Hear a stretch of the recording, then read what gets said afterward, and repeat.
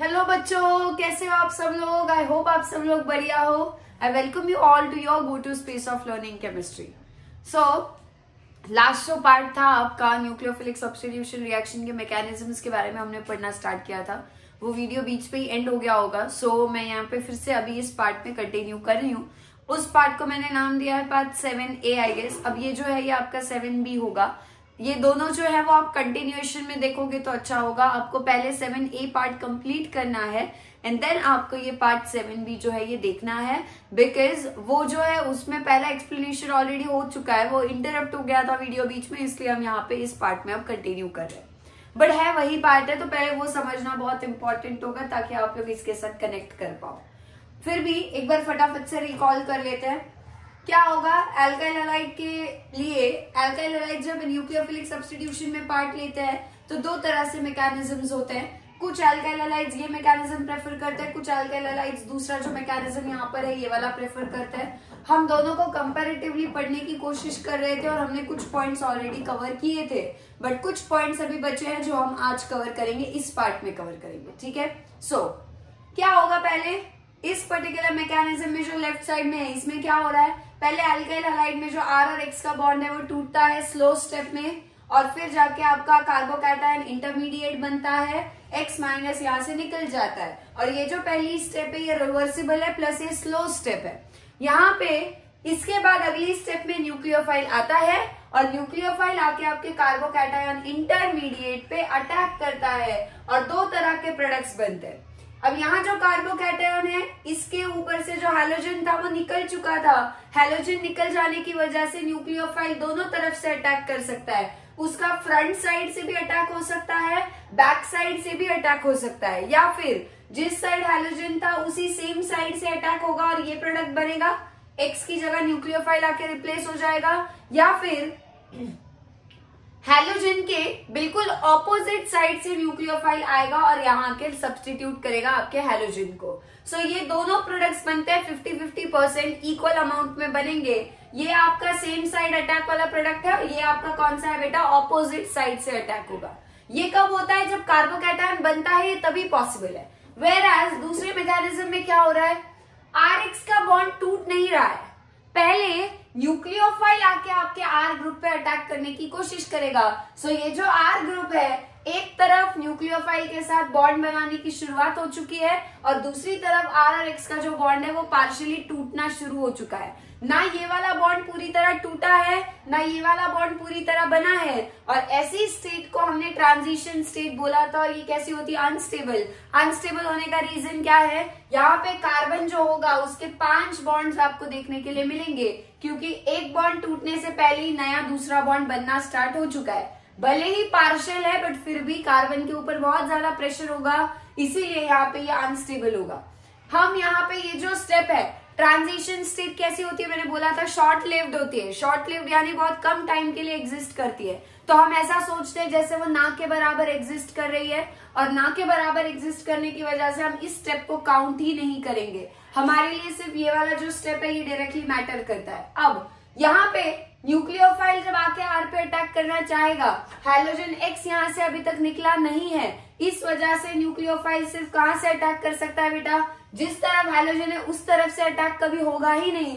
हमेशा अटैक जो है वो ऑपोजिट साइड से ही हो पाएगा। क्यों, क्योंकि न्यूक्लियोफाइल पे भी नेगेटिव चार्ज है, हैलोजन पे भी नेगेटिव है। गलती से न्यूक्लियोफाइल सेम साइड से आके अटैक करना भी चाहे तो भी हैलोजन का नेगेटिव और न्यूक्लियोफाइल का नेगेटिव आपस में रिपल्शन दिखाते हैं, और इस वजह से न्यूक्लियोफाइल आके पीछे से ऑपोजिट साइड से अटैक करता है। 100% सिर्फ सिंगल प्रोडक्ट बनता है, और इस प्रोडक्ट में आपको हमेशा 100% कौन सा प्रोडक्ट देखने मिलेगा, ऑपोजिट साइड से अटैक होगा वही। सो ओवरऑल इस मैकेनिज्म में ट्रांजिशन स्टेट का बनना ना बनना बराबर का माना जाता है, और इसीलिए ओवरऑल रिएक्शन ऐसा कहा जाता है कि सिंगल स्टेप में होती है। तो कितने स्टेप में हो रही है ये वाला मैकेनिज्म, 1 स्टेप। पर ये जो मैकेनिज्म है पहली 2 स्टेप है, 2 स्टेप में से पहली स्लो है दूसरी फास्ट है, बट ओवरऑल 2 स्टेप्स में ये रिएक्शन होती है, ऐसा हम मानते हैं। ये दोनों मैकेनिज्म्स का मेन डिफरेंस था।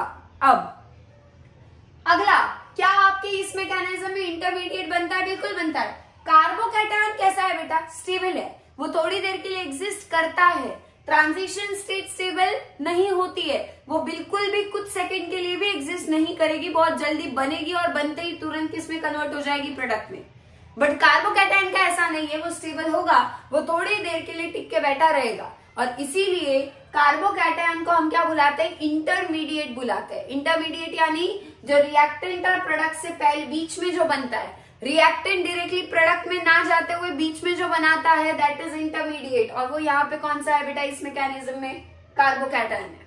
यहाँ पे कोई इंटरमीडिएट है क्या, नहीं, यहाँ इंटरमीडिएट नहीं था, यहाँ ट्रांजिशन स्टेट थी, और वो भी अनस्टेबल है, जिसको हम आइसोलेट नहीं कर सकते क्योंकि वो एग्जिस्ट ही नहीं करेगी। हम जब तक देखेंगे तब तक वो प्रोडक्ट में कन्वर्ट हो चुकी होगी। अब यहाँ पे इस रिएक्शन का, इस पूरे मैकेनिज्म में रेट अगर आप स्टडी करते हो, स्पीड, वो स्पीड दोनों में से कौन से स्टेप पे डिपेंड करेगी बेटा, स्लो स्टेप पे ही डिपेंड करेगी। और अगर ये सिर्फ स्लो स्टेप पे डिपेंड करेगी, आपका न्यूक्लियोफाइल कौन से स्टेप में आ रहा है बताओ, क्या वो स्लो स्टेप में आ रहा है, नहीं, क्या वो स्टेप नंबर 2 फास्ट स्टेप में आ रहा है, बिल्कुल। और इसीलिए इस रिएक्शन का रेट न्यूक्लियोफाइल पे डिपेंड नहीं करता। न्यूक्लियोफाइल का कॉन्सेंट्रेशन जो है वो आपके रिएक्शन की स्पीड या फिर रेट डिसाइड नहीं करेगा, क्योंकि न्यूक्लियोफाइल का काम कहां पर है, दूसरी स्टेप में। और दूसरी स्टेप कैसी है, फास्ट है। इस पूरे रिएक्शन का जो काइनेटिक्स है, काइनेटिक्स यानी स्पीड, वो कौन कंट्रोल करेगा, पहली स्टेप जो कि स्लो स्टेप है। ये अपने दिमाग में आप हमेशा याद रखना, किसी भी रिएक्शन का जब हम स्पीड या रेट स्टडी करते हैं, यानी उसकी काइनेटिक्स जब हम पढ़ते हैं, काइनेटिक्स पढ़ते वक्त मान लो एक रिएक्शन अगर 50 स्टेप में हो रही होगी, हर 50 स्टेप में से जो सबसे स्लो वाली स्टेप होगी ना, जो सबसे ज्यादा टाइम लेती है, वो वाली स्टेप पूरे रिएक्शन का रेट यानी स्पीड कंट्रोल करती है।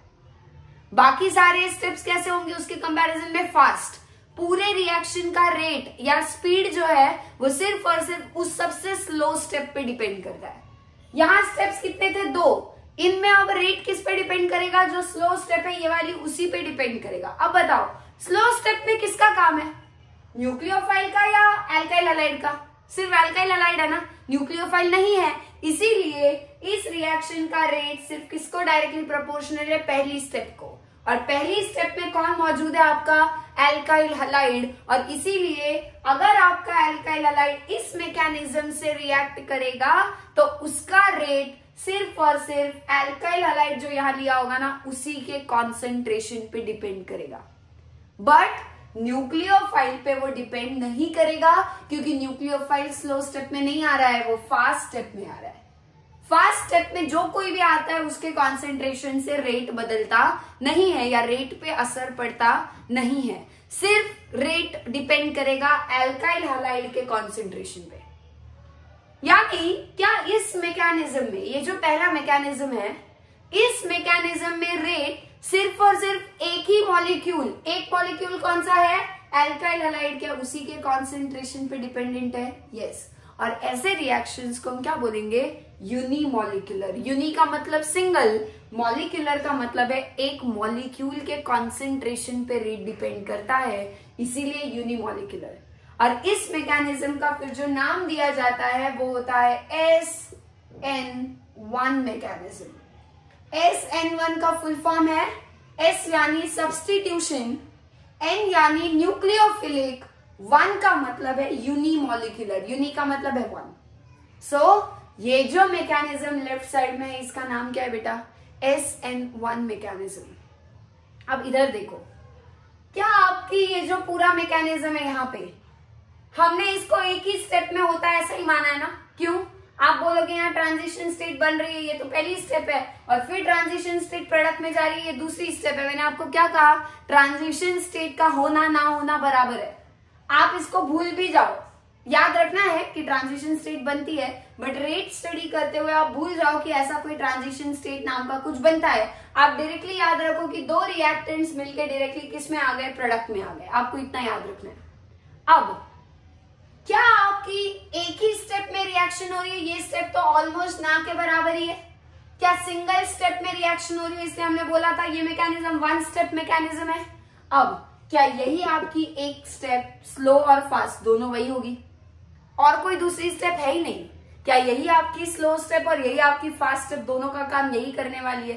तो अब बताओ, अब इस मैकेनिज्म का जो रेट होगा, क्या वो रेट आपकी स्लो स्टेप यानी इसी स्टेप पे डिपेंड करेगा जहां एल्काइल हैलाइड का और न्यूक्लियोफाइल का बॉन्ड बनना और टूटना शुरू हुआ है? अब बताओ, क्या रेट दोनों के कॉन्सेंट्रेशन पे डिपेंड करेगा या नहीं करेगा? एक ही स्टेप हो रही है और वही हमारी स्लो स्टेप हम मान लेंगे। सो रिएक्शन में दोनों एल्काइल हैलाइड और आपका जो न्यूक्लियोफाइल है, क्या दोनों के दोनों स्लो स्टेप में पार्ट ले रहे हैं? यस। और इसीलिए अब इस मैकेनिज्म से अगर एल्काइल हैलाइड रिएक्ट करता है तो क्या उसका रेट एल्काइल हैलाइड पे डिपेंड करेगा ही, बट क्या साथ में अब वो न्यूक्लियोफाइल पर भी डिपेंड करेगा, उसके कॉन्सेंट्रेशन पे भी? यस। अब बताओ, कितने मॉलिक्यूल्स के कॉन्सेंट्रेशन पे रेट डिपेंड कर रहा है? क्या रेट दो मॉलिक्यूल्स के कॉन्सेंट्रेशन पे डिपेंड कर रहा है? एल्काइल हैलाइड और न्यूक्लियोफाइल। और ऐसे रिएक्शन को हम बोलेंगे बाय मॉलिक्यूलर रिएक्शन। बाय का मतलब क्या होता है बेटा? टू, और मॉलिक्यूलर का मतलब है दो मॉलिक्यूल्स के कॉन्सेंट्रेशन के हिसाब से रेट बदलेगा। एक मॉलिक्यूल से बदलेगा तो वो ये वाला मैकेनिज्म है जिसमें न्यूक्लियोफाइल पे नहीं डिपेंड कर रहा है, सिर्फ एल्काइल हैलाइड पे। इसमें दोनों पे डिपेंड कर रहा है, एल्काइल हैलाइड पे भी और न्यूक्लियोफाइल पे भी। क्यों? क्योंकि यहाँ न्यूक्लियोफाइल भी स्लो स्टेप का हिस्सा है, यहाँ न्यूक्लियोफाइल स्लो स्टेप में नहीं था, यहाँ सिर्फ एल्काइल हैलाइड था, न्यूक्लियोफाइल फास्ट स्टेप में अगली स्टेप में आ रहा था। ये दो स्टेप में होती है, ये एक स्टेप में होती है। या इंटरमीडिएट बनता है कार्बोकैटायन, यहाँ इंटरमीडिएट नहीं बनता है, यहाँ ट्रांजिशन स्टेट बनती है। ये टू स्टेप है, ये वन स्टेप है। ये बायोमोलिकुलर है, सॉरी ये यूनिमोलिकुलर है, ये बायोमोलिकुलर है। अब इसके लिए जो रिप्रेजेंटेशन होगा, मुझे लगता है आप समझ गए होंगे, इस मैकेनिज्म का नाम क्या होगा? SN2 mechanism. फिर से S यानी सब्स्टिट्यूशन, N यानी न्यूक्लियोफिलिक, 2 का मतलब है बायोमोलिकुलर, जो यहाँ 1 का मतलब था यूनिमोलिकुलर। सो इस तरीके से हमारे दोनों मैकेनिज्म्स कंप्लीट होते हैं। कितने मैकेनिज्म्स है बेटा? 2। एल्काइल हैलाइड्स जब भी आपके न्यूक्लियोफिलिक सब्स्टिट्यूशन में पार्ट लेंगे तो वो आपके इस मैकेनिज्म से हो सकता है रिएक्शन, या फिर इससे भी हो सकता है। अब आप बोलोगे हमें कैसे पता चलेगा कि कब एल्काइल हैलाइड SN1 में लेगा, या कब वो SN1 की तरह जाएगा और कब वो SN2 की तरह जाएगा? बराबर है, ये डाउट आया है। उसके लिए कुछ फैक्टर्स है अलग अलग, वो फैक्टर्स पे डिपेंड करेगा कि कौन सा मैकेनिज्म फॉलो होगा। क्या आपके एल्काइल हैलाइड सामने आ गए, मान लो 3 एल्काइल हैलाइड आपके सामने रखती है, वो SN1 दिखाएगा या SN2, वो कैसे चूज करना है, उसके लिए हमें फैक्टर्स पढ़ने होंगे, और वो फैक्टर्स हम कंप्लीट करते हैं। पहले ये इतना नोट कर लो अच्छे से। सो अब हमें क्या देखना है? फैक्टर्स अफेक्टिंग SN1 और SN2 मैकेनिज्म। कौन कौन से फैक्टर्स कंट्रोल करेंगे? एल्काइल हैलाइड SN1 दिखाएगा या एल्काइल हैलाइड SN2 दिखाएगा, ठीक है। सो वो फैक्टर्स एक एक करके पढ़ते हैं। उससे पहले एक बार समराइज कर लेते हैं। पहले SN1 मैकेनिज्म मतलब कौन सा है? Substitution nucleophilic unimolecular. जो यूनिमोलिकुलर वाला है वो 1 स्टेप है या 2 स्टेप है? क्या ये 2 स्टेप मैकेनिज्म है आपका? करेक्ट है। क्यों है ये, कैसे याद रखोगे? सब्स्टिट्यूशन यूनिमोलिकुलर है। यूनिमोलिकुलर यानी एक ही मॉलिक्यूल के ऊपर रेट डिपेंड करने वाला है, और वो एक मॉलिक्यूल आपका एल्काइल हैलाइड है। क्या आपका फिर न्यूक्लियोफाइल ऑटोमेटिकली उससे बाहर हो जाना चाहिए? करेक्ट है। यानी क्या न्यूक्लियोफाइल फास्ट स्टेप में आ रहा होगा तभी वो वहां से बाहर जा रहा होगा, और स्लो स्टेप में कौन पार्टिसिपेट कर रहा होगा? आपका सिर्फ और सिर्फ एल्काइल हैलाइड पार्ट ले रहा होगा, राइट। अब एल्काइल हैलाइड जब स्लो स्टेप में पार्ट लेता है और न्यूक्लियोफाइल सेकेंड स्टेप में यानी फास्ट स्टेप में आता है, क्या आपकी पहली स्टेप में सिर्फ RX का बॉन्ड टूटता है? क्या है 2 स्टेप्स? R और X का बॉन्ड टूटना चाहिए, और RX का बॉन्ड टूट के यहाँ पे क्या बनता है? कार्बोकैटायन बनता है R+, और फिर आगे आपके न्यूक्लियोफाइल का अटैक होता है कार्बोकैटायन पे, और फिर जाके आपका न्यूक्लियोफाइल का और R का बॉन्ड बनता है। क्या 2 तरह के प्रोडक्ट्स बनते हैं? एक में आपका न्यूक्लियोफाइल उसी तरफ से अटैच है जिसपे X था, और एक में आपका जो न्यूक्लियोफाइल है वो उसके ऑपोजिट साइड अटैच हो चुका है जहाँ X था। ये क्यों हो रहा है? क्योंकि बीच में कार्बोकैटायन बन रहा है, इसलिए। अब बात करते हैं SN2 की। SN2 मैकेनिज्म यानी बायमोलिकुलर वाला। जो बायमोलिकुलर वाला है, क्या वो सिंगल स्टेप होता है? यस। अब SN2 सिंगल स्टेप है। क्या सिंगल स्टेप में आपने देखा था कोई स्लो स्टेप नहीं और कोई फास्ट स्टेप नहीं होती है। एक ही इसमें बॉन्ड टूटता भी है और बॉन्ड बनता भी है। किसका बॉन्ड टूटेगा? R और X का बॉन्ड टूटेगा और इसके साथ न्यूक्लियोफाइल क्या करेगा? आके R के साथ बॉन्ड बनाना शुरू करेगा।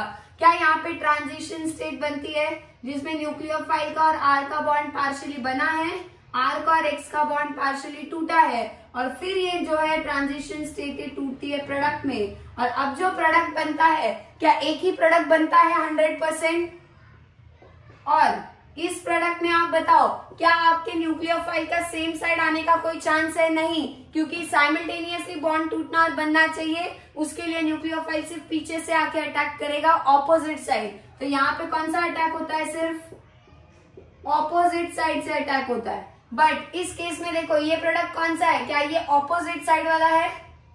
बट क्या इस केस में आपका सेम साइड अटैक वाला जो प्रोडक्ट है, क्या वो भी फॉर्म होगा? यस, दोनों बनेंगे। कितना परसेंट? क्या ये वाला आपका 50% और ये भी आपका 50% बनता है। ठीक, अब हमें पढ़ने हैं फैक्टर्स जो SN1 SN2 को कंट्रोल करेंगे। एक एक करके हम फैक्टर्स को स्टडी करते हैं। अब पहला फैक्टर है nature of alkyl halide. Alkyl halide किस तरीके का है वो कंट्रोल करेगा कि वो SN1 दिखाएगा एल्काइल हैलाइड या SN2। बराबर है ना? मेन काम ही किसका है आपके? एल्काइल हैलाइड का। एल्काइल हैलाइड किस टाइप का है वो कंट्रोल करेगा कि वो एल्काइल हैलाइड SN1 दिखाना चाहता है या SN2। कैसे वो समझते हैं। अब मान लो ये आपका एल्काइल हैलाइड है, एक तरफ मैं क्या कर रही हूँ? प्राइमरी वाला दिखा रही हूँ। ठीक है, एक ही कार्बन है उसके ऊपर, बाकी आपके H लगे हैं। मान लो एक कार्बन है, इसके ऊपर आगे 3 बॉन्ड है। ये किस टाइप का एल्काइल हैलाइड है आपका? क्या ये आपका प्राइमरी एल्काइल हैलाइड है? ठीक। और दूसरी तरफ मैं दिखा रही हूँ आपका tertiary alkyl halide. Tertiary alkyl halide कैसा होगा बेटा? ये रहा X का और C का बॉन्ड, और टर्शरी एल्काइल हैलाइड होने के लिए क्या कार्बन पे और 3 कार्बन जुड़े होने चाहिए, इस तरीके से। अब बताओ, अब आपका एल्काइल हैलाइड कैसा है? टर्शरी है ये। चलो सेकेंडरी भी बीच में बना लेते हैं और फिर स्टडी करते हैं। सेकेंडरी कैसा होगा? जिस कार्बन पे हैलोजन है, अगर ये कार्बन 2 और कार्बन से जुड़ा होगा और बाकी एक अगर हाइड्रोजन होगा, क्या हम ऐसे एल्काइल हैलाइड को सेकेंडरी एल्काइल हैलाइड कहेंगे? सो ये जो एल्काइल हैलाइड है ये कैसा है हमारा? सेकेंडरी, क्योंकि जिस कार्बन पे हैलोजन जुड़ा है वो कैसा है? सेकेंडरी। अब SN1 मैकेनिज्म में सबसे इंपॉर्टेंट बात क्या है SN1 की? क्या SN1 में कार्बोकैटायन बनना चाहिए, पर SN2 में कार्बोकैटायन बनना नहीं चाहिए। क्या आपका यहां से ये X टूटेगा, C और X का बॉन्ड टूटेगा ना? अगर SN1 मैकेनिज्म होता है तो क्या होगा? ये CX का बॉन्ड, ये CX का बॉन्ड और ये CX का बॉन्ड पहले टूटना चाहिए, और वो टूटने के बाद क्या मैं यहाँ पे कार्बन के ऊपर इस पे पॉजिटिव, इस कार्बन पे पॉजिटिव और इस कार्बन पे पॉजिटिव बनेगा। कार्बन विद पॉजिटिव चार्ज को हम क्या बुलाते हैं? कार्बोकैटायन। क्या आपको कार्बोकैटायन की स्टेबिलिटी पता है? नहीं पता है तो याद रखनी है, हमेशा याद रखना है। टर्शरी कार्बोकैटायन सबसे ज्यादा स्टेबल होता है, फिर उससे कम स्टेबल होगा सेकेंडरी कार्बोकैटायन, और उससे कम या सबसे कम स्टेबल होगा आपका प्राइमरी वाला कार्बोकैटायन। फिर से रिपीट कर रही हूं, कार्बोकैटायंस की जब हम स्टेबिलिटी चेक करते हैं, कार्बोकैटायन यानी कार्बन विद पॉजिटिव चार्ज, सबसे ज्यादा कौन सा कार्बोकैटायन स्टेबल माना जाता है? 3 डिग्री वाला। उससे कम 2 डिग्री, उससे कम 1 डिग्री। ये होता है हाइपर कॉन्जुगेशन की वजह से। जीओसी में हम ये पढ़ेंगे कार्बोकैटायंस की स्टेबिलिटी कैसे हाइपर कॉन्जुगेशन से बताई जाती है, वो हम बाद में डिस्कस करेंगे। अभी के लिए आपको याद रखना है कौन से कार्बोकैटायन सबसे ज्यादा स्टेबल है? टर्शरी, फिर 2 डिग्री, फिर 1 डिग्री। अब मुझे एक सिंपल सी बात बताना, अगर आपका टर्शरी कार्बोकैटायन स्टेबल होगा, स्टेबल है बहुत ज्यादा, जैसे ही टर्शरी कार्बन को चांस मिलेगा कार्बोकैटायन में बदलने का, क्या वो झट से मान जाएगा उसके लिए? सोच के बताना। टर्शरी कार्बोकैटायन क्या है? स्टेबल है। तो अगर आपके कार्बन के ऊपर कभी भी पॉजिटिव चार्ज आ रहा है, क्या वो टर्शरी कार्बन अगर होगा तो वो जल्दी से कोशिश करेगा अपने ऊपर पॉजिटिव लाने की? क्यों? क्योंकि वो स्टेबल है। बट प्राइमरी वाला उतना स्टेबल नहीं है ना, तो क्या प्राइमरी वाला कार्बन कभी अपने ऊपर पॉजिटिव लाके खुश हो पाएगा जिंदगी में? नहीं। सो जब भी कोई टर्शरी कार्बन को कार्बोकैटायन में बदलने का चांस मिलेगा, वो झट से थम्स अप, रेडी है। प्राइमरी वाला टाइम लेगा, वो ज्यादातर उसमें इन्वॉल्व होने की कोशिश नहीं करेगा। कार्बोकैटायन किस में बनता है बेटा? SN1 में। SN1 में अगर कार्बोकैटायन इंटरमीडिएट बनता है तो क्या टर्शरी कार्बोकैटायन जिस रिएक्शन में, जिस मैकेनिज्म में अगर किसी अल्काइल हैलाइड से आपको टर्शरी कार्बोकैटायन मिल रहा होगा, क्या वो कार्बोकैटायन बनाने के लिए आपका अल्काइल हैलाइड SN1 में पार्ट ले लेगा? बट अगर आपका अल्काइल हैलाइड टर्शरी कार्बोकैटायन नहीं बना पाएगा, मान लो वो प्राइमरी वाला बनाएगा, क्या वो आपका SN1 मैकेनिज्म में जाने का कोशिश करेगा कभी गलती से? नेवर। इसीलिए ये आपका प्राइमरी अल्काइल हैलाइड है। यहां से जब हैलोजन का बॉन्ड टूटेगा तो कैसा कार्बोकैटायन बनेगा? प्राइमरी। बट वो उतना स्टेबल नहीं है। अगर ये स्टेबल नहीं है तो ये कार्बोकैटायन बनाने का ट्राई नहीं करेगा और वो अपना RRX का बॉन्ड टूटने की कोशिश या तोड़ने की कोशिश नहीं करेगा, और इस वजह से यहाँ पे SN1 mechanism primary alkyl halide नहीं देगा।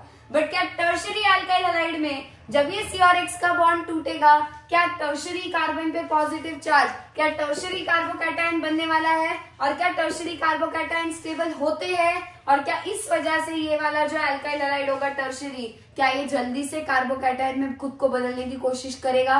बिल्कुल करेगा। और इसीलिए ये कौन से मैकेनिज्म से पार्ट लेगा? हमेशा SN1 मैकेनिज्म। बट प्राइमरी वाले कैसे है बेटा? प्राइमरी अल्काइल हैलाइड्स का जो होगा वो SN1 कभी नहीं दिखा पाएंगे, वो आपके हमेशा प्रेफर करेंगे SN2 मैकेनिज्म दिखाने की। क्लियर है? अब और एक लॉजिक भी लगा सकते हैं, वो भी बता देती हूँ। कार्बोकैटायन वाला आई होप आपको क्लियर होगा।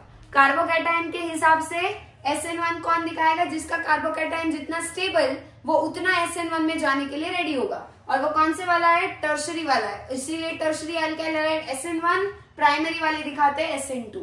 और एक फैक्टर है बेटा, समझो। SN2 में क्या होने वाला है? हैलोजन नहीं निकलने वाला है ना। हैलोजन के निकलने से पहले न्यूक्लियोफाइल को आके किस पे अटैक करना है? R पे। R यानी क्या उसको आके इसी कार्बन के ऊपर अटैक करना है हैलोजन के निकल जाने से पहले? यस। अब बताओ, टर्शरी कार्बन को देखो, क्या टर्शरी कार्बन पे कार्बन कार्बन कार्बन ऐसे बल्कि 3 ग्रुप्स लगे हुए? बल्कि यानी जो साइज में बड़े, क्या साइज में बड़े बड़े 3 ग्रुप्स लगे? और एक हैलोजन भी यहाँ बैठा है। अब न्यूक्लियोफाइल को क्या करना है बेटा? न्यूक्लियोफाइल को कहीं से तो आके हैलोजन के ऑपोजिट साइड से, यहां से आके उसको अटैक करना है ना कार्बन के ऊपर। बट ये कार्बन 3 बड़े बड़े बल्कि ग्रुप से घिरा हुआ है। क्या न्यूक्लियोफाइल को जगह ढूंढ के आना, उस कार्बन तक पहुंचना मुश्किल होगा? यस। बट क्या प्राइमरी वाले में एक ही बल्कि ग्रुप है कार्बन वाला? हाइड्रोजन है बाकी 2। क्या ये हाइड्रोजन छोटे छोटे से एटम्स है बेटा? हाँ। क्या न्यूक्लियोफाइल यहाँ से आसानी से कहीं से भी इन हाइड्रोजन के बीच में से भी घुस के अटैक कर सकता है? यस। सो न्यूक्लियोफाइल के लिए साइमल्टेनियसली हैलोजन के वहां होते हुए जगह बना के जाना और R के ऊपर अटैक करना, ये कब पॉसिबल होगा? जब आपके कार्बन के ऊपर छोटे ग्रुप्स लगे होंगे, यानी बल्कि ग्रुप ज्यादा नहीं होने चाहिए। यहाँ क्या होगा बेटा? यहाँ तो X निकल जाएगा ना। X निकलने के बाद कार्बन पे पॉजिटिव चार्ज आ जाएगा, और जैसे ही कार्बन पे पॉजिटिव चार्ज आएगा तो वो कैसा होगा? C। 3 बॉन्ड होंगे, एक बॉन्ड टूट चुका होगा और इसके ऊपर क्या आया होगा? Positive charge. अब न्यूक्लियोफाइल कहीं से भी आ सकता है, यहाँ से भी आ सकता है, यहाँ से भी आ सकता है। कार्बोकैटायन बनने के बाद दिक्कत नहीं आ रही है। दिक्कत कब आएगी? जब हैलोजन अभी भी वही है और तब न्यूक्लियोफाइल को जाके अटैक करना है, तब दिक्कत वाली बात होती है न्यूक्लियोफाइल के लिए जगह बनाने की। कार्बोकैटायन बनने के बाद तो जगह उसकी है, न्यूक्लियोफाइल कहीं से भी आए, इधर से आए, इधर से आए। वो 3 ग्रुप्स जो है ना, ये 3 ग्रुप्स कार्बोकैटायन बनने के बाद ये 3 ग्रुप्स कार्बन से दूर चले जाते हैं, बहुत खाली जगह होती है बीच में, तो वो न्यूक्लियोफाइल आके अटैक कर सकता है आसानी से। बट यहाँ कोई कार्बोकैटायन बनने वाला है क्या? नहीं, यहाँ तो हैलोजन भी वही है, न्यूक्लियोफाइल को आके और एक बॉन्ड कार्बन के साथ बनाने का ट्राई करना है। तो ये न्यूक्लियोफाइल जगह बनाने की कोशिश कर रहा है, और जगह बनाना सबसे आसान कब होगा? जब कार्बन के ऊपर छोटे छोटे ग्रुप लगे होंगे। मान लो ये ले लो, कार्बन के ऊपर अब कार्बन प्राइमरी भी नहीं है, ये मिथाइल वाला कार्बन है। अब बताओ, क्या अब आपके तीनों हाइड्रोजन लगे कार्बन पे? अब ये प्राइमरी भी नहीं है, एक कार्बन भी नहीं है, इसके ऊपर तो तीनों छोटे छोटे हाइड्रोजन है। क्या सबसे आसान न्यूक्लियोफाइल का यहाँ पे आके अटैक करना ही होगा? मिथाइल वाले में CH3 मतलब कौन सा होता है? Methyl halide. ये कार्बन जो है इसके ऊपर तीनों छोटे छोटे हाइड्रोजन के ग्रुप से है। इस केस में हैलोजन यहां से नहीं भी जाता ना, तो भी न्यूक्लियोफाइल को आके जगह बनाना आसान है, क्योंकि छोटे छोटे ग्रुप से उनके बीच में से तो कहीं से भी न्यूक्लियोफाइल घुस सकता है। इस वजह से भी क्या आपके प्राइमरी अल्काइल हैलाइड्स जो हैं, प्राइमरी अल्काइल हैलाइड्स होंगे तभी न्यूक्लियोफाइल को आके जगह बनाना, हाइड्रोजन के बीच में से तो भी चांस है ना घुसने का। तो साइमल्टेनियसली अटैक करना, साइमल्टेनियस बॉन्ड ब्रेकिंग और मेकिंग, ऐसा ट्रांजिशन स्टेट कौन बना सकते हैं? प्राइमरी वाले। टर्शरी वालों में वो मुश्किल है, क्यों? क्योंकि कार्बन के आसपास सारे बड़े बड़े बल्की ग्रुप्स है, कार्बन कंटेनिंग ग्रुप्स लगे हुए हैं, उनके बीच में से न्यूक्लियोफाइल का जाके साइमल्टेनियसली बॉन्ड फॉर्मेशन और बॉन्ड ब्रेकिंग करवाना मुश्किल होगा। इस केस में ट्रांजिशन स्टेट उतने आसानी से नहीं बनेगी, और इसी वजह से फिर से प्राइमरी वाले अल्काइल हैलाइड क्या दिखाते हैं? हमेशा SN2। टर्शरी वाले हमेशा क्या दिखाते हैं? SN1। अब बोलोगे मैम सेकेंडरी का क्या? क्या सेकेंडरी अल्काइल हैलाइड जो है वो कभी SN1 कभी SN2 डिपेंड करेगा और भी फैक्टर्स पे? सेकेंडरी अल्काइल हैलाइड्स में वो इधर भी जा सकते हैं, इधर भी जा सकते हैं, बीच के बिच्छू है वो किस पे डिपेंड करेगा? और भी आगे के जो पॉइंट्स होंगे और भी फैक्टर्स होंगे उनके अकॉर्डिंग हम चलेंगे। But main conclusion as per carbocation की स्टेबिलिटी और दूसरा बल्की ग्रुप्स की वजह से टर्शरी अल्काइल हैलाइड्स हमेशा कार्बोकैटायन बनाकर फिर न्यूक्लियोफाइल का अटैक करवाना प्रेफर करते हैं। इस वजह से वो SN1 मैकेनिज्म ही दिखाते हैं।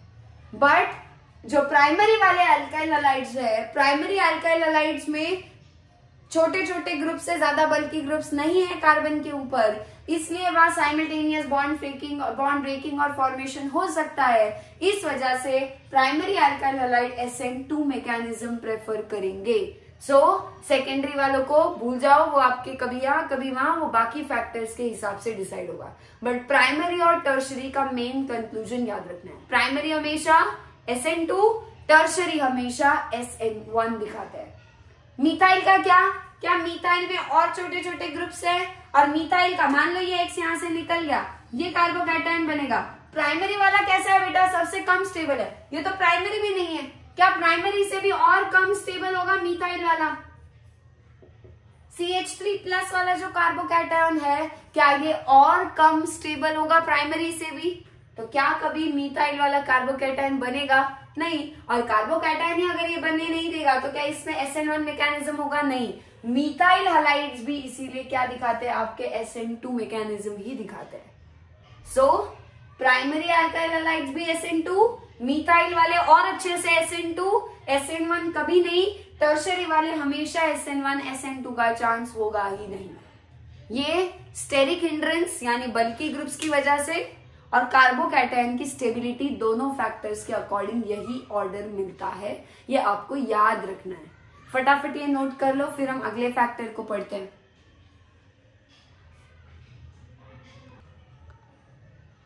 सो आई होप अभी पहला फैक्टर अल्काइल हैलाइड का नेचर वो 1 डिग्री, 2 डिग्री, 3 डिग्री है या मिथाइल हैलाइड है, उसके अकॉर्डिंग आप SN1, SN2 का कैसे चूज करोगे वो मैंने बता दिया। अब एक काम करना, मैंने आपको जो लास्ट में एक लास्ट पेज पे या कहीं पे एक लिस्ट बनाने बोली है, देखो क्या क्या चीजें याद करनी है जो मैं आपको रेगुलरली ऐड करने के लिए बोलूंगी। उसमें कार्बोकैटायन की जो स्टेबिलिटी का ऑर्डर है ना वो ऐड हो जाना चाहिए। सबसे ज्यादा स्टेबल टर्शरी वाला C+ होता है यानी कार्बोकैटायन, उससे कम 2 डिग्री, उससे कम 1 डिग्री और सबसे कम मिथाइल वाला होता है यानी CH3 के ऊपर पॉजिटिव। ठीक है। अब अगला जो फैक्टर है जो कंट्रोल करेगा कि रिएक्शन SN1 से जाएगी SN2 से, अल्काइल हैलाइड SN1 से पार्ट लेगा SN2 से, वो अगला फैक्टर जो डिसाइड करेगा वो है सॉल्वेंट। सॉल्वेंट क्या होता है? ऐसा कोई सॉल्वेंट या मीडियम हम डालते हैं, एल्काइल हैलाइड होगा RH, न्यूक्लियोफाइल होगा, ठीक है, बट इनको आपस में रिएक्ट करवाने के लिए क्या उनको आपस में कोलाइड होना जरूरी है, पास आना जरूरी है, और वो रिएक्शन में कंटिन्यूअसली मिक्स होने के लिए हम क्या ऐड करते हैं? वहां पे एक सॉल्वेंट ऐड करते हैं। जो ये आपके SN1 मैकेनिज्म होता है, SN1 मैकेनिज्म फेवरेबल होता है पोलर प्रोटिक सॉल्वेंट।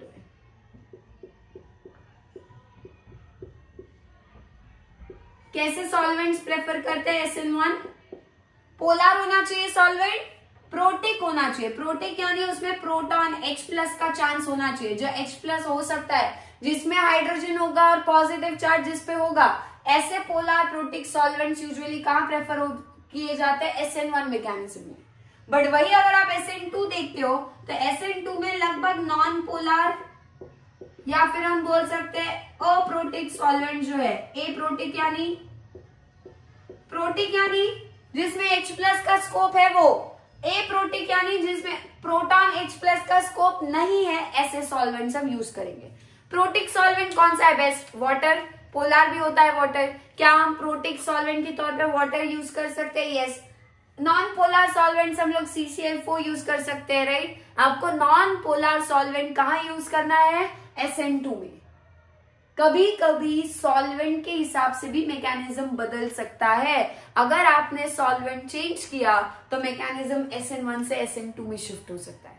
मान लो एक कोई सेकेंडरी एल्काइल हैलाइड आपको दिया है, एरो पे 2 सॉल्वेंट दिए, एक पोलर है एक नॉन पोलर है। क्या आपका दोनों केस में मैकेनिज्म अलग होगा? भले एल्काइल हैलाइड सेम है, न्यूक्लियोफाइल सेम है, बट क्या सॉल्वेंट बदलने से भी मैकेनिज्म बदलते हैं? बिल्कुल बदलते हैं। इसीलिए ये भी एक इंपॉर्टेंट फैक्टर है, फैक्टर नंबर 2 याद रखना है। पोलर प्रोटिक सॉल्वेंट होगा तो SN1, non polar aprotic solvent होगा तो SN2 मैकेनिज्म वहां पे देखने के लिए मिलेगा। अब और एक फैक्टर है थर्ड,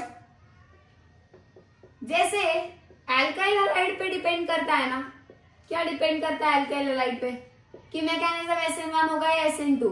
क्या वैसे ही न्यूक्लियोफाइल पे भी डिपेंड करेगा?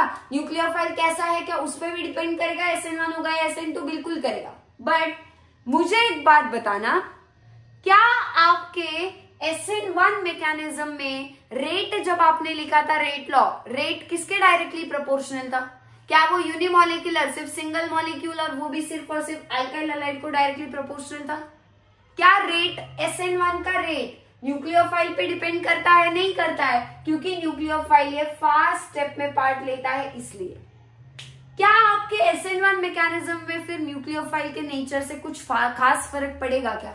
नहीं, ठीक है। सो यहाँ पे हम क्या बोल सकते हैं? कोई खास फर्क नहीं पड़ेगा, बट यहाँ पड़ेगा। क्यों वो समझो। R और X का बॉन्ड है जिसमें X पे डेल्टा माइनस, R पे डेल्टा प्लस। ये न्यूक्लियोफाइल को क्या करना है बेटा? हैलोजन निकलने जाने से पहले ही न्यूक्लियोफाइल को जाके R के साथ बॉन्ड बनाने की कोशिश करनी है। क्या न्यूक्लियोफाइल जितना ज्यादा स्ट्रॉन्ग होगा, फिर से रिपीट कर रही हूं, न्यूक्लियोफाइल जितना ज्यादा स्ट्रॉन्ग, जितना अच्छा न्यूक्लियोफाइल वो होगा, क्या वो उतना इजीली जाके R के ऊपर अटैक कर पाएगा हैलोजन निकलने से पहले? बट दूसरी तरफ सोचो, न्यूक्लियोफाइल वीक है, इतना स्ट्रॉन्ग नहीं है, क्या वो वीक न्यूक्लियोफाइल होगा तो वो उतने अच्छे से हैलोजन के यहाँ रहते रहते उसको अटैक करना आसान होगा क्या? नहीं। सो SN2 मैकेनिज्म में किस टाइप का न्यूक्लियोफाइल हम प्रेफर करेंगे? हमेशा स्ट्रॉन्ग न्यूक्लियोफाइल हमेशा प्रेफर्ड होगा।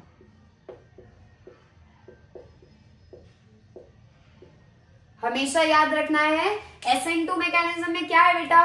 क्या न्यूक्लियोफाइल कितनी जल्दी अटैक करता है, न्यूक्लियोफाइल कितना तगड़ा कितना स्ट्रॉन्ग है, क्या उसी पे डिपेंड करेगा कि वो कितनी जल्दी अटैक करेगा R के ऊपर? क्योंकि हैलोजन निकलने से पहले उसको अटैक करना है, बराबर है।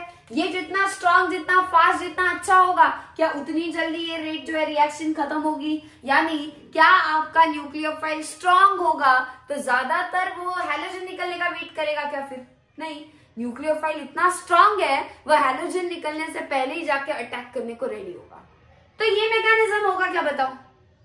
इस मैकेनिज्म में न्यूक्लियोफाइल को बाद में आना है, उससे पहले हैलोजन को यहाँ से निकलने देना है, कार्बोकैटायन बनने देना है। अगर न्यूक्लियोफाइल ये स्ट्रांग होगा, अगर ये इतना स्ट्रांग न्यूक्लियोफाइल होगा तो क्या वो इस स्टेप के होने की वेट करेगा?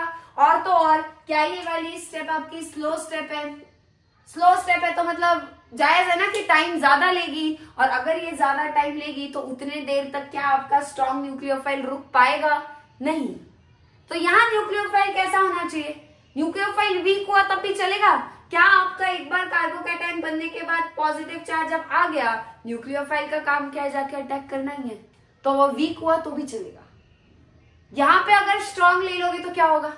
अगर न्यूक्लियोफाइल स्ट्रांग ले लेंगे तो वो ऐसा होगा, मैं कब जाऊंगा रिएक्ट करूं आर के साथ, क्या वो हैलोजन के निकलने का वेट रखेगा अपने अंदर? नहीं, ये पेशेंट नहीं है। पर स्ट्रांग न्यूक्लियोफाइल की जरूरत हमें यहाँ पड़ेगी। क्यों? क्योंकि अगर न्यूक्लियोफाइल स्ट्रांग होगा तो ही वो हैलोजन के जाने से पहले ही अटैक करने को रेडी बैठा होगा और वो आके आर पे अटैक कर देगा। और इसीलिए SN2 में हम स्ट्रांग न्यूक्लियोफाइल्स को प्रेफर करते हैं। SN1 में न्यूक्लियोफाइल अगर वीक हुआ तब भी चलेगा, स्ट्रांग होगा तब भी चलेगा, बट हम लोग ज्यादातर स्ट्रांग न्यूक्लियोफाइल्स होंगे तो कैसा मैकेनिज्म होता है? SN2 वीक होंगे तो फिर SN1 हो सकता है। बट आप अगर ये बोलोगे कि न्यूक्लियोफाइल वीक ले लिया और SN2 मैकेनिज्म करवाने की कोशिश करो तो नहीं चलेगा। एग्जाम्पल समझते हैं, ROH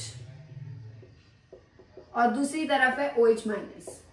अब यहाँ पे जो ROH है क्या है आपका? O के ऊपर लोन पेयर है ना दो, क्या ये लोन पेयर जो है क्या इसकी वजह से ये ROH इलेक्ट्रॉन रिच है? यस। और अगर ROH इलेक्ट्रॉन रिच है, क्या इलेक्ट्रॉन रिच होने की वजह से ये भी न्यूक्लियोफाइल का काम करेगा? यस। और O के ऊपर नेगेटिव चार्ज है, वो भी न्यूक्लियोफाइल का काम करेगा। आप बताओ दोनों में से अच्छा न्यूक्लियोफाइल कौन है? नेगेटिव चार्ज मतलब इसके ऊपर नेगेटिव चार्ज है क्या? नहीं, उसको अपने लोन पेयर खुद देख के बॉन्ड बनाना है, या फिर उसका इलेक्ट्रॉन रिच साइड कौन सी है? लोन पेयर की वजह से वो इलेक्ट्रॉन रिच है। हमेशा याद रखना, नेगेटिव चार्ज अगर होता है ना किसी के ऊपर, वो अच्छा न्यूक्लियोफाइल होता है न्यूट्रल वाले से। ROH के ऊपर कोई चार्ज नहीं है, वो न्यूट्रल है, पर फिर भी वो न्यूक्लियोफाइल का काम करता है इन लोन पेयर्स की वजह से। बट क्या OH के ऊपर नेगेटिव चार्ज है? और नेगेटिव चार्ज ये क्लियर इंडिकेशन है कि वो एक अच्छा न्यूक्लियोफाइल है, उसके ऊपर नेगेटिव चार्ज है इसलिए वो अच्छा न्यूक्लियोफाइल है। तो स्ट्रॉन्ग न्यूक्लियोफाइल कैसे पहचानना है बेटा? याद रखना, नेगेटिव चार्ज जिसपे होगा ना वो हमेशा स्ट्रॉन्ग न्यूक्लियोफाइल होगा। किससे? न्यूट्रल वाले से। न्यूट्रल वाला है, न्यूट्रल यानी उस पर नेगेटिव चार्ज नहीं है, पर फिर भी वो न्यूक्लियोफाइल का काम क्यों कर पा रहा है? लोन पेयर की वजह से कर पा रहा होगा। जैसे अमोनिया NH3 न्यूट्रल है, पर नाइट्रोजन के ऊपर लोन पेयर होता है, वो जाके रिएक्ट करता है ना, वो न्यूक्लियोफाइल का काम करता है। यहाँ ऐसे नहीं होगा, यहाँ पे नेगेटिव चार्ज की वजह से न्यूक्लियोफाइल है, जितना नेगेटिव चार्ज होगा उतना अच्छा न्यूक्लियोफाइल माना जाएगा। न्यूट्रल हमेशा उससे कम न्यूक्लियोफिलिक ही माना जाता है। तो आप SN2 में कौन सा प्रेफर करोगे? नेगेटिव चार्ज ज्यादा प्रेफर्ड है ना न्यूट्रल से, क्योंकि स्ट्रॉन्ग चाहिए। क्लियर है? अब लास्ट पॉइंट जो हमको यहाँ पे पढ़ना है, ये सिर्फ आपको याद रखना है, SN1 और SN2 का ये भी एक इम्पॉर्टेंट कंपैरिजन है। अब वो क्या है वो बता देती हूँ, वो सिर्फ वर्ड्स याद रखो, ये हम स्टीरियो केमिस्ट्री में वैसे भी डिस्कस करेंगे। अभी के लिए सिर्फ वो वर्ड्स याद रखने हैं आपको। कैसे है वो बता देती हूँ। प्रोडक्ट पे ध्यान दो बेटा। प्रोडक्ट देखते हुए क्या आपको SN1 मैकेनिज्म में 50% प्रोडक्ट जो है वो सेम साइड अटैक वाला और 50% प्रोडक्ट जो है वो ऑपोजिट साइड से अटैक होने वाला मिलने वाला है? दोनों प्रोडक्ट्स मिलेंगे ना।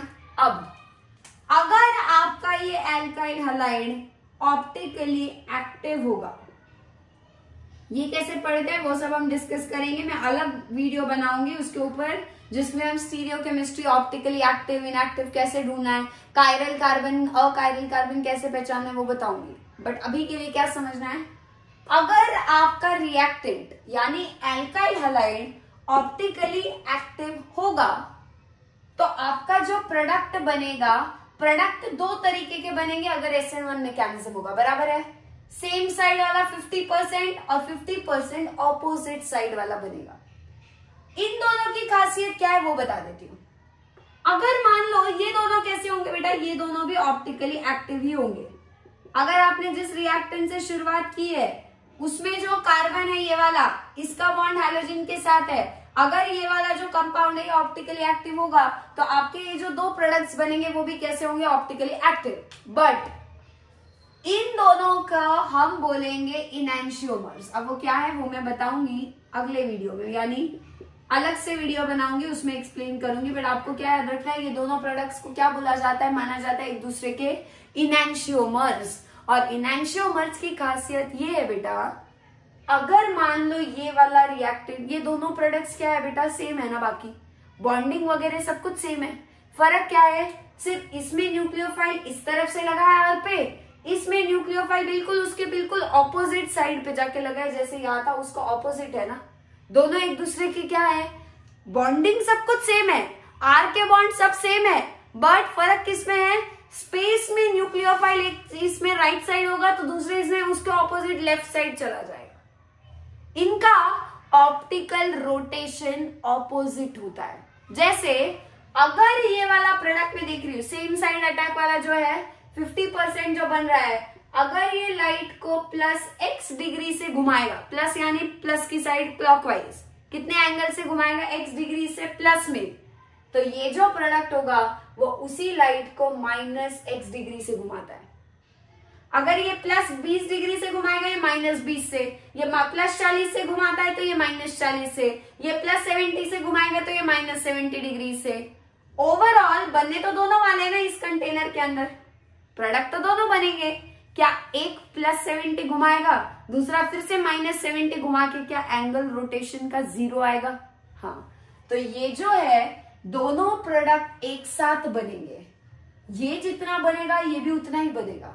तो ये जितने एंगल से रोटेट करेगा प्लस की तरफ, दूसरा उतने ही एंगल से फिर माइनस की तरफ घुमा देगा। मान लो आपका एक प्रोडक्ट था उसने +70 से घुमाया और ये ऐसे हो गया मान लो, ठीक है।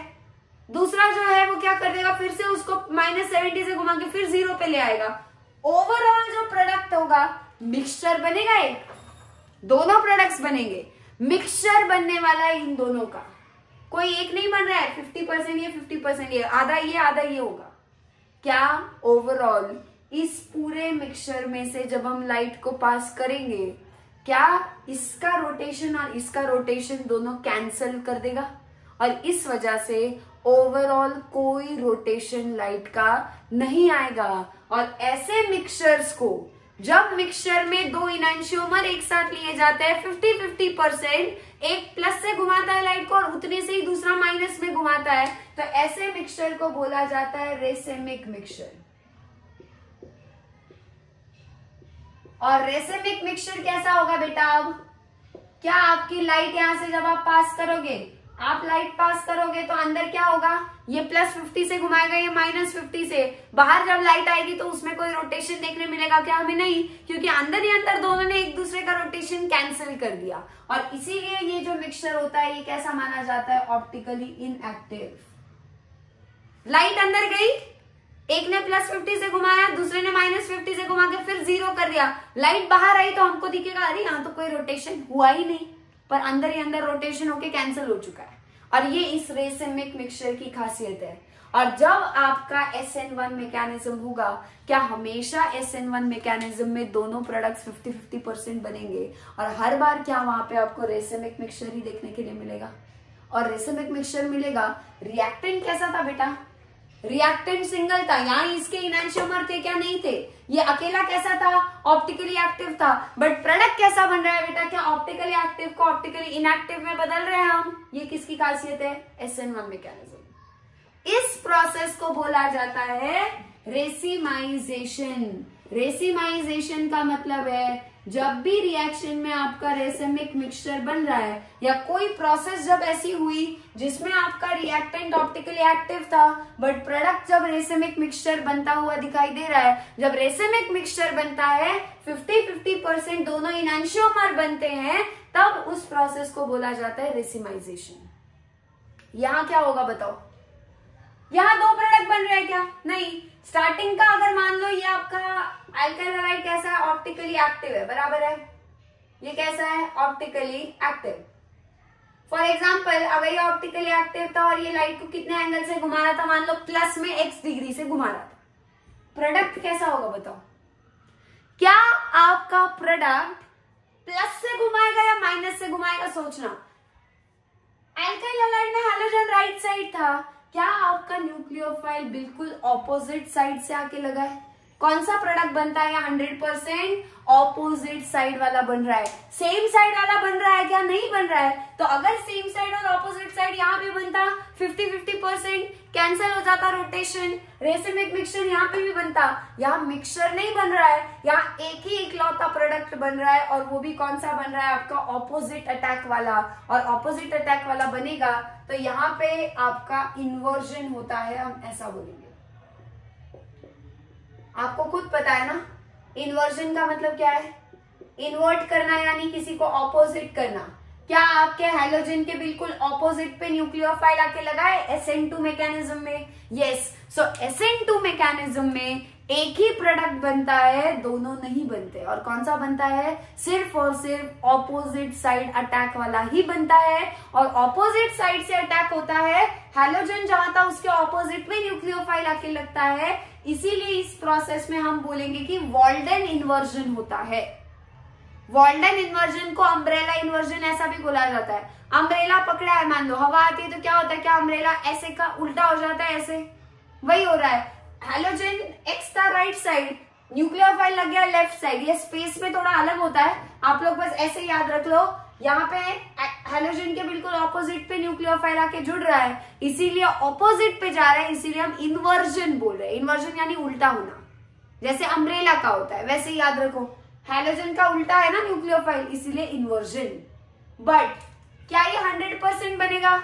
100% बनेगा तो इसको कैंसिल करने के लिए दूसरा कोई है ही नहीं। कैंसिल करने के लिए दूसरा नहीं है तो क्या ये भी आपको ऑप्टिकली एक्टिव होगा? यस। सो आपका एल्काइल हैलाइड कैसा था बेटा? क्या एल्काइल हैलाइड भी ऑप्टिकली एक्टिव था? आपका जो प्रोडक्ट है वो भी ऑप्टिकली एक्टिव है, क्योंकि वो 100% एक ही प्रोडक्ट बना है। यहाँ दोनों 50-50 बन के एक दूसरे को कैंसिल कर रहे थे। बन दोनों रहे थे, पर कैंसिल होने की वजह से हमें कोई रोटेशन नहीं देखने मिल रहा था। ऑप्टिकली इनएक्टिव मिक्सचर था। मिक्सचर जब बन रहा है याद रखना optically inactive. Racemic mixture rotation नहीं देगा।